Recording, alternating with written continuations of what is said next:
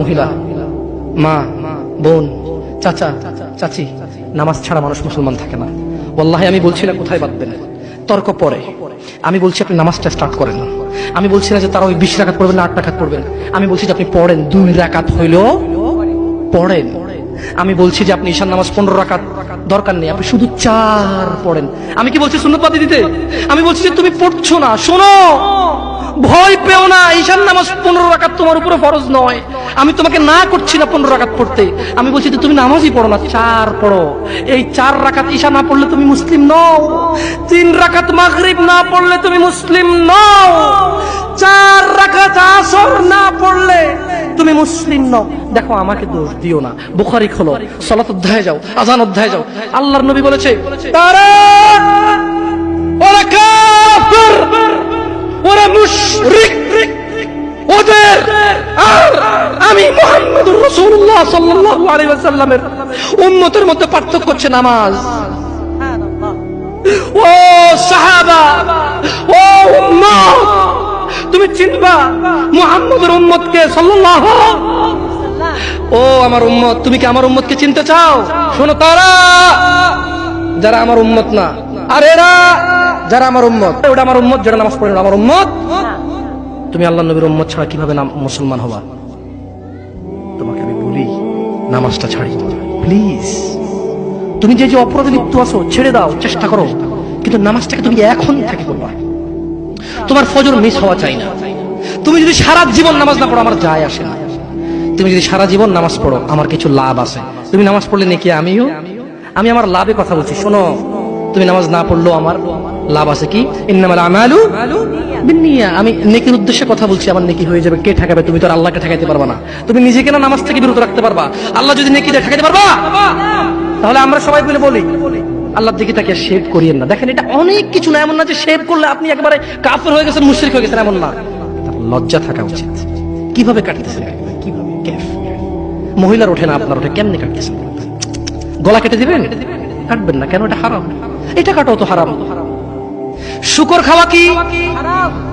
এই যুবক, তুমি দাঁড়াও, সবাই লক্ষ্য করবেন না, ওকে কেউ ভিডিও করিও না, পরে লজ্জা পাবে ইন্টারনেটে আসলে। তোমাকে এখন শুকরের মাংস দেবো, খাবা? কেন খাবা না? জোরে বলো। আপনি শুকরের মাংস খাবেন? আপনি কুকুরের মাংস খাবেন? কেন খাবেন না? কেন? কেমন হারাম? শুকরের মাংস খাওয়া কি হারাম? এই এখানে তাহলে আমি বলছি না, কেউ কি রাজি হবে তার বোনের সাথে জানা করতে? কেন? কেন? কেন? কেন? তো নামাজ না পড়া কি? শুকরের মাংস খাচ্ছ না হারাম দেখে নামাজ ছেড়ে দিচ্ছ, তো সেটা তো হারাম। তার মানে তোমার যদি স্বাদ লাগতো আর তোমার বাপ মা যদি শুকরের মাংস খাইতো, তুমিও খাইতা, হারাম আর বাস্তা। তোমার বাপ নামাজ পড়ে না যুবক, তাই তুমি নামাজ পড়ো না। তোমার বাপে ভাত খায় তাই তুমি ভাত খাও। পাকিস্তানের রুটি খায় তাই ওরা রুটি খায়। চাইনিজরা এইভাবে লাঠি দিয়ে খায়, ওরা লাঠি দিয়ে খায়। শোনো, তুমি বলতে চাচ্ছ তুমি শুকর খাও না কারণ এটা হারাম, তুমি মিথ্যু। তুমি একটা চরম মিথ্যাবাদী, ধোঁকাবাজ। তুমি বলছো তুমি শুকর খাও না, এটা হারাম না? তো তাহলে তুমি নামাজ না পড়ো তো হারাম, তুমি কেমনে ছেড়ে দিচ্ছ? এই যুবক, তোমাকে যদি বলে ন্যাংটা হয়ে হাঁটো, হাঁটবা? কেন? কেন? কেন? ন্যাংটা হয়ে কেন হাঁটবা না? কি নোংরা কাজ? নামাজ পড়ো না, তোমার শরম লাগে না? শুকরের না মদ কি রাস্তা হেঁটে মদ খেতে পারবে? কার সাহস আছে? এখানে সাহসের অভাব নেই, বাপরে বাপ। এই কথা বলে আবার কারো সাহস জায়গায় দিতে চাই না, তবে অনেকেই চাইবে না। অনেকেই কেন? শরম। কেন? কারণ কেউ যদি রাস্তা দিয়ে হেঁটে হেঁটে মদ খায়, ওর সাথে কেউ মেয়ে বিয়ে দিবে? কেউ? আপনি রাজি হবেন রাস্তায় ভাবে মদের বোতল নিয়ে হাতে হাতে মদ খায়, এর কাছে মেয়ে বিয়ে দিবেন? কেন? এটা নির্লজ্জ লোক মদ হেঁটে হেঁটে খায় ওপেনে। এই ছেলেটাই কিন্তু ওপেনে নামাজ পড়ে না, আপনি মেয়ে বিয়ে দিচ্ছেন। আপনি নাকি ধার্মিক? হ্যাঁ, চিটিং। আমি আপনাকে বদনাম করতে আসিনি, কিন্তু আপনি মিথ্যুক, এটা বুঝে নেন তো। আচ্ছা, আপনাকে মিথ্যুক বলার পর আমার কতটুকু লাভ হলো? 2-4 লাখ টাকা যাবে ঢুকেছে, ঠিক না? আমেরিকা থেকে আসতেছে না। আমি আপনাকে মিথ্যুক বলে লাভ না, আমি আপনাকে মিথ্যুক বলতে আসি নাই। তবে আমি আপনাকে বলি আল্লাহ ক্ষমাকারী, ঠিক আছে? আপনি সত্য দাবিদার হবেন। একটা ছেলে প্রকাশ্যে মদ খেলে আপনি তার সাথে মেয়ে বিয়ে দেন না। একটা ছেলে প্রকাশ্যে নামাজ আদায় করে না। আল্লাহর কসম, এই পৃথিবীতে যত মদ আছে সবাই যদি একজনে খেয়ে ফেলে, সে কাফের হবে না। কি হবে না?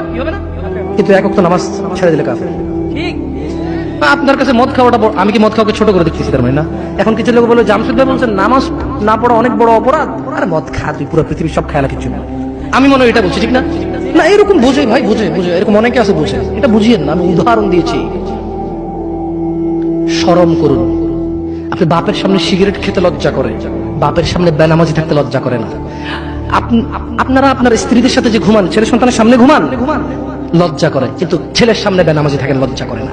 আপনি বুঝেন এই পৃথিবীতে লা ইলাহা ইল্লাল্লাহ বলার পরে, লা ইলাহা ইল্লাল্লাহ বলার পরে, ওয়া আন্না মুহাম্মাদুর রাসূলুল্লাহ বলার পরে শিরক, আল্লাহর সাথে অংশীদারিত্ব হচ্ছে সবচেয়ে বড় অপরাধ।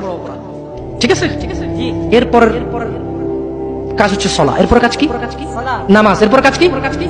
নামাজ। আপনি জানেন এই নামাজ না পড়লে মানুষ কাফের হয়ে যায়, অথচ মানুষ ন্যাংটা হয়ে হাঁটতে লজ্জা পায়, মানুষ প্রকাশ্যে মদ খেতে লজ্জা পায়, মানুষ প্রকাশ্যে দাঁড়িয়ে পেশাব করতে লজ্জা পায়, মানুষ প্রকাশ্যে প্রেমিকের সাথে কথা বলতে লজ্জা পায়, মানুষ বাপের সামনে সিগারেট খেতে লজ্জা পায়, মানুষ প্রকাশ্যে শুকর মাংস খাবে না, মানুষ প্রকাশ্যে সিগারেট খায় না, মানুষ প্রকাশ্যে গাঁজা খায় না, মানুষ প্রকাশ্যে নাচে না, মহিলারা প্রকাশ্যে গোসল করতে লজ্জা পায়, পুরুষরা প্রকাশ্যে পায়খানা করতে লজ্জা পায়, কিন্তু কেউ এত জঘন্যতম অপরাধ যা না করলে কাফের হয়ে যায়, প্রকাশ্যে সবাই আজান চলে, কেউ মসজিদে আসে না, কেউ লজ্জা পায় না।